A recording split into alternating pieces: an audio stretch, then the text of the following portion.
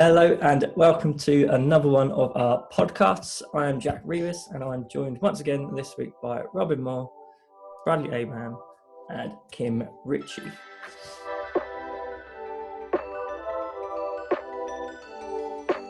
So this week we're going to be talking about the recent announcements by the government on their plans for jobs. So there's only a few things we're going to touch on, otherwise we'd be here for ages, but the first thing we're going to look at is the reduced VAT for the hospitality sector. So for those that don't know, it's the VAT has been reduced to 5% on certain items in the hospitality sector to try and help them with money coming in and cash flow and all that kind of stuff. So what are your guys' thoughts on the reduced amount of VAT for the hospitality sector then? So if we start with you, Brad. I think it's quite a good idea because I know obviously that the hospitality sector is quite one of the worst sectors hit. But I think if they don't, I know a lot of companies are like sort of reducing their prices and passing sort of that reduction on to consumers to get people in. But I think if they don't do that, then I don't think it works as well for them. Yeah. Right. Okay. What about you, Robyn? Yeah, I think the reduction will help businesses kind of either way, whether they keep the discount because then they just keep the difference, or just like pass it down to customers because either way they're going to get more profits. So. Yeah. Okay. What about you, Kym? What are your thinkings? I think it's brilliant. Obviously, getting 15% extra income as we go along. I don't agree that it should be passed on as such. But I agree with you there, Kym. I thought when it first came out, in my opinion, it was for the business to keep that extra 15% to help them with a cash boost. Yeah. Whereas a lot of people are expecting businesses to pass it on. Yeah, which maybe if they don't understand what the scheme's for, I can understand that, because it's like when the VAT was put up, we had to pay a bit extra and things like that. But this is just a temporary reduction, and it is for the businesses. And yeah, some businesses that are passing it on, personally, I won't be going to those, but I think a lot of people will be because they're getting it cheaper and without really knowing what this whole scheme is for. Yeah, definitely. So we'll move quickly on this one. So what impact do you think this is going to have on the businesses then? So because we already sort of touched on that. So how do you think it's actually going to affect the business themselves, if they're passing it on or not passing it on, or what do we think there? What do you, Brad? I think it helps them get back on their feet, really. Sort of gives them a bit more extra time, and I think it'll reduce a lot of businesses having to close, and help them like with staff costs and things like that. Yeah. Okay. Robyn? I think it will make a positive impact. Obviously, like there'll be higher profits and everything.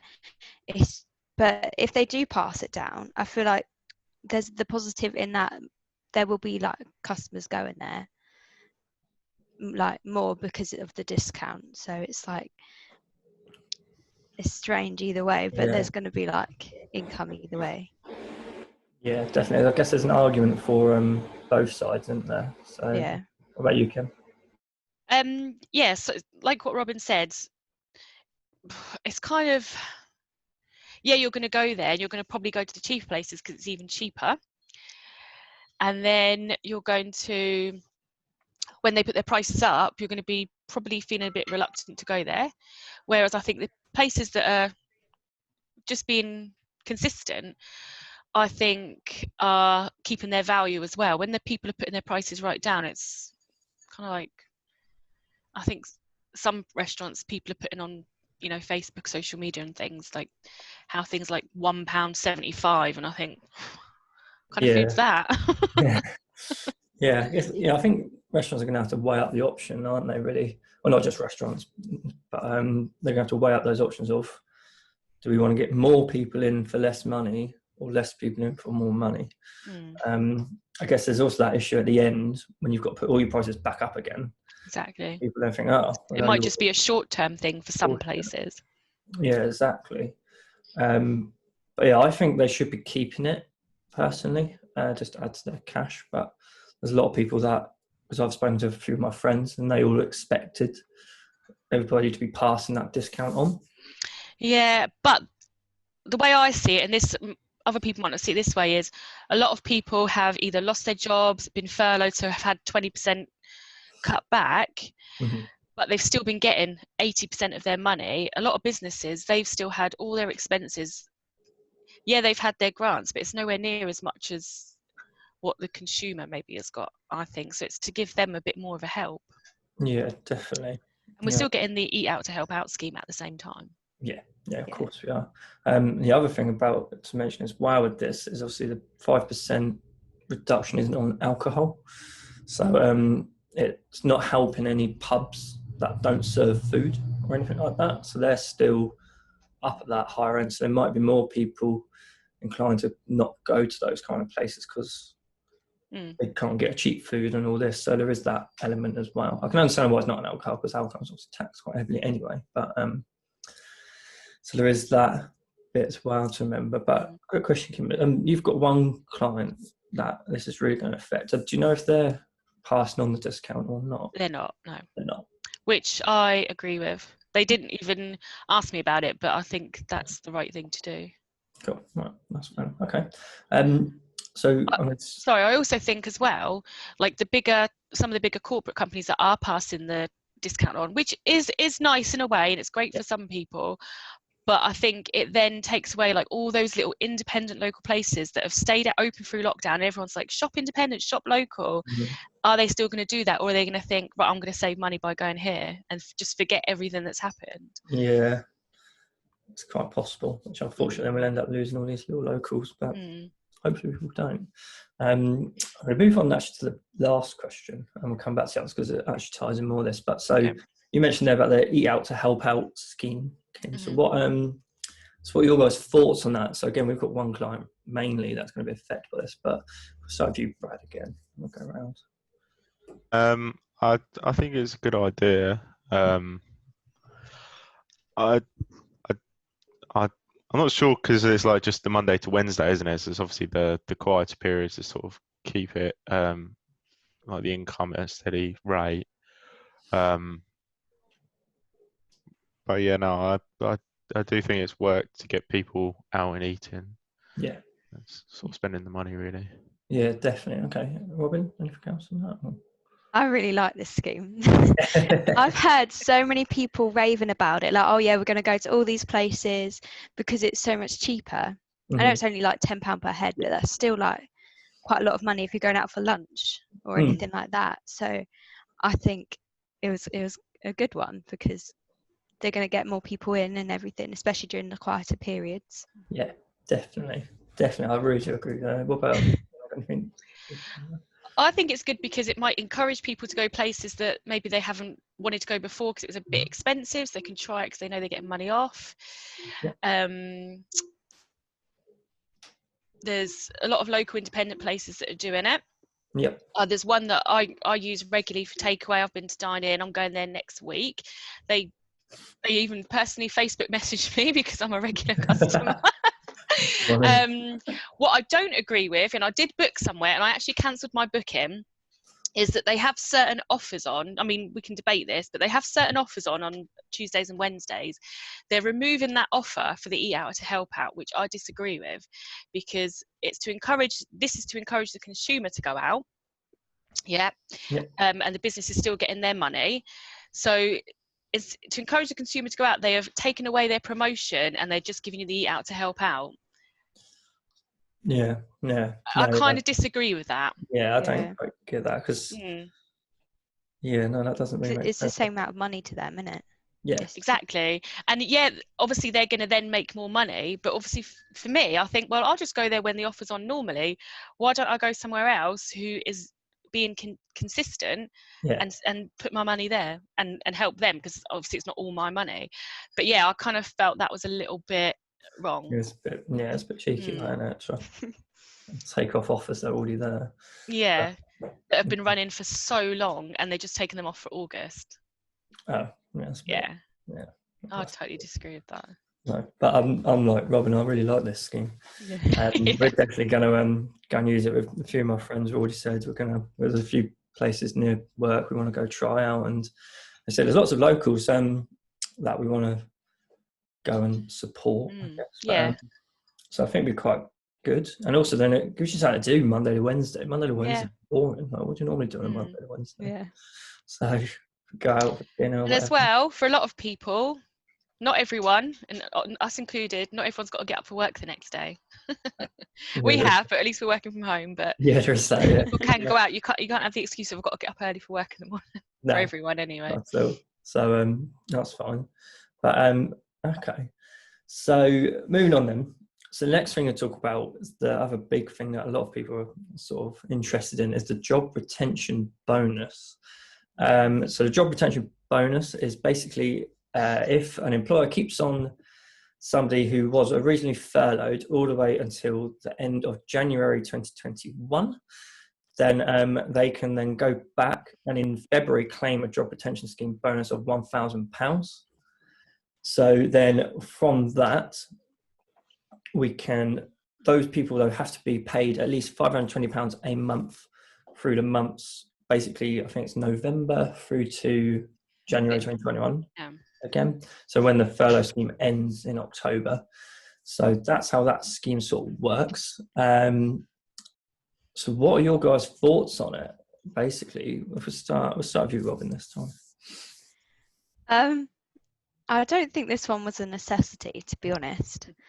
And I get what they're saying about redundancies and making it so that you don't just come off the furlough and then straight away be made redundant. Mm-hmm. So it is good in that sense. It's just, I feel like there's always going to be a loophole around it, because like as soon as they get paid, they could then go, oh yeah, bye, everyone's gone. So it's like, I don't think they can really get around it. If redundancy is going to happen, it's going to happen. Yeah, definitely. I agree. What about you, Brad? Yeah, I think the same. But I think hopefully with this, like extending it for that long, like keeping on people for that long, by that time, businesses might think actually sort of glad that's happened now. We've got the money in. We can afford to keep them on. But I think also with some like the bigger companies, like I think it's Pizza Express or something this morning was saying that 1,100 jobs are at risk. And they're closing like 60 odd stores. Which, 66, yeah. So I think obviously they haven't really bothered with that, if that makes sense. No. They're just going to close it anyway. I suppose they're such a bigger company that they can't just keep on that many people for a little bit of money to them. Yeah. It's brilliant for small businesses. It's amazing. Okay, so what do you think, Kym? What's your... Well, I'm sometimes a bit cynical because I kind of see what Robyn's saying, and I think like, you know, some industries, Christmas is a really busy period, so it's great to keep people on. And then January, February is when it starts to die down, so it could work in their favour. I think it's brilliant for employers, obviously, and hopefully they do use it the correct way and keep people on. But yeah, I kind of feel like, was it another thing that maybe wasn't needed? Like, because I think they have done a lot already. Yeah. But maybe if I was an employer with lots of different employees and struggling, I might feel differently. So I can see it from that point of view. Yeah, definitely. So I mean, I've got a few issues that I find with it. I think some of it was to just push back redundancies. I think that's what we're saying. So I think there's just going to be another boom in February of redundancies, unfortunately. But at the same time, I don't know if it will, because £1,000 isn't going to cover the amount you've got to pay that person up until the end of January. So if you can't afford that person, saving up, waiting for £1,000 isn't really worth it. But then what is it if they come back after October? You've got November, December, January. Yeah. 1,500. I know you'll still be out of pocket, but they might have earned some money in that period, so you're still getting a bonus. And for the smaller employers, it should probably help them get an extra grand, or if they've got a couple, say 3 employees, that's £3,000. And for smaller ones, it's a good time for a boost as well. If they do have a busy Christmas, that's their quiet time and stuff like that. Then say if you've got a bigger company, say, I don't know, we've got a company, how many of those furloughed? Like 20 odd people? One of them? Yep. So, our travel one? Yeah. There's actually 13 furloughed. 13, okay. Well, 15, that's, 15. £15,000 potentially in February. They could get, as long as obviously they pay each of those people will have at least £520 a month. That's a big bit there. Mm. If they don't and they're part-time, obviously they won't get that bonus for that employee. So I think it's going to be easy to detect fraud on this one, because obviously RTIs, real-time submissions through payroll. So it will be quite easy to detect that one. I think you're probably going to have to put each person's name, a bit like the job potential scheme, name, NI, blah, blah, blah, who you're claiming for. But yeah, I think it will, for the smaller companies, it will have a positive impact. But yeah, it might not have been needed, but it will definitely help. But the biggest thing about this one is directors and office holders. They've been included in it, which I was genuinely shocked on that one. I think you were as well, Robyn. Well, I think we all were. But yeah, they were included because a few clients were asking us, are we going to be included? At first I said possibly, because it says everybody that was furloughed. So if you were legally furloughed, you'd be able to claim for this scheme, which yeah, I was again quite surprised, because pretty much all directors listed on the payroll will be paid probably at least 732 now per month, so they should be fine. So yeah, so that one was a shock to me when I was reading through that. That doesn't matter when they came back, does it? So if they come back now or October, that's still yeah. So if you've brought back someone that was furloughed and you keep them on to the end of January 2021 and paid them at least £520 a month from November onwards, then you're eligible for it. I'm pretty sure, if I'm right, that I know at least one or maybe two big companies right at the beginning said they're not going to accept it. Oh, really? Yeah. Oh, that's good. I think I heard that as well. Oh, I don't know if that's still the case, but they did come out in the news and say they're not going to. That's quite good, that, actually. That's a nice touch from them, because if you are that big, you probably don't need it. So why take funds from the government when they can use elsewhere? That's a nice touch, actually. Hopefully they stick by that. Yeah. Find out who that was. I didn't see that one. So yeah. I know who one of them were. Oh, okay. Right. I'll send you the link later. Yeah. All right.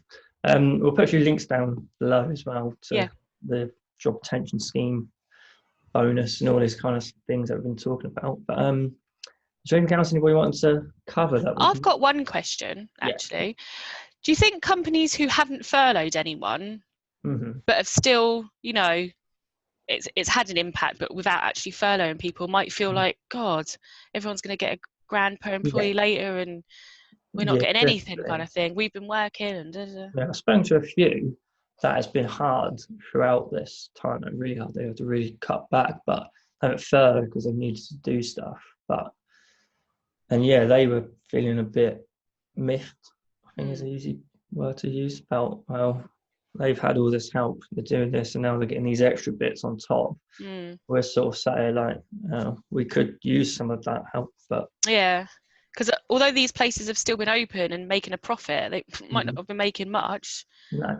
So I think so, but there's a slight divide on the whole between furloughed and not on some places, and they're off people getting the help. But I think a few of them are a bit miffed, but I guess then the counter argument is people will be saying, oh, you're lucky you could still work and you still have a business, so that's going to be an argument in time, and at least you've still got a job. So which at these times, I guess, well, I don't know if lucky is the word. I think it's actually just, it's good that you are still. So